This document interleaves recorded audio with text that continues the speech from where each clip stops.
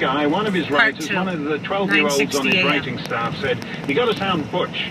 When they ask you something about this guy who had his head chopped off, you got to sound like a real man, a real leader. You got to have some tough talk in you. Something happened similar to John Kerry in the second debate, if you remember, whatever it was now, 10 years ago.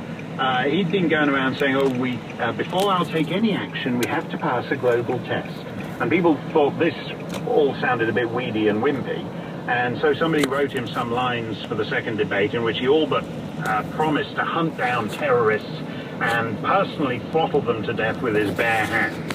And that's what happened here. Some guy, one of the 12-year-olds on the writing staff, wrote him some butch rhetoric. So he said, our strategy is to destroy and degrade ISIS. And then he'd finished with the lines they wrote for him. So as always happens, he kept on gabbing, he kept on talking, in a place called Connecticut. And a couple of minutes later, what he really meant what he really thought about this came out, that ISIS is no big deal. We can manage it as long as we organize the Middle East, which he's got no plan to do. So we have a guy who is basically disengaged from the world. And when he goes to this NATO summit in Wales tomorrow, there's what is it now? 28 countries in NATO.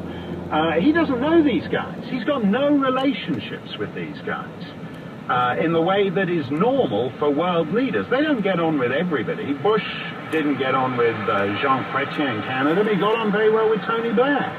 Got on very well with John Howard down in Australia. He got on well with Angela Merkel in Germany. He didn't get on with Chirac, but he got on with Sarkozy. Sarkozy couldn't get hold of Obama.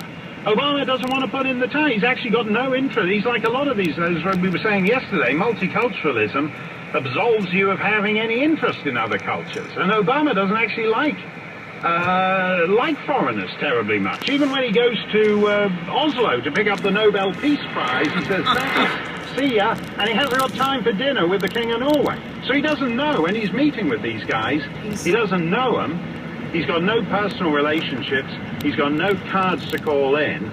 And he's got lines like organizing the Middle East. He's got no interest in organizing the Middle East. Even if he could do it, he doesn't want to do it. They're just words. They're just words. And to modify Trotsky's old line, Obama may not be interested in the world, but the world is interested in him.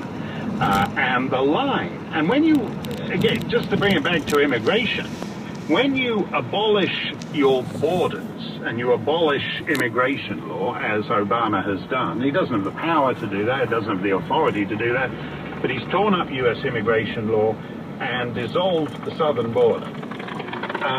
There's no longer any distinction between home and abroad, between domestic and foreign, between the world and Main Street. And a very good example of that, courtesy of the local TV station out of Minneapolis, KMSP, is this fellow who was killed fighting for ISIS. He's an ISIS guy, Abdurrahman Mohammed of Minneapolis.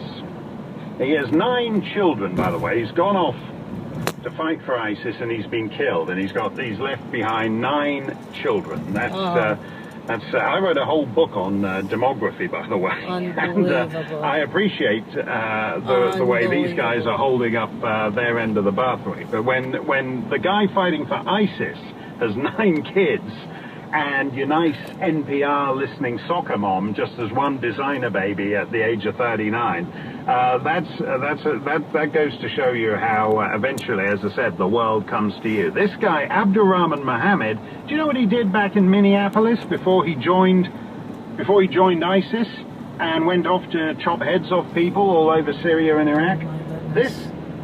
He didn't have a show. He worked at Minneapolis International Airport.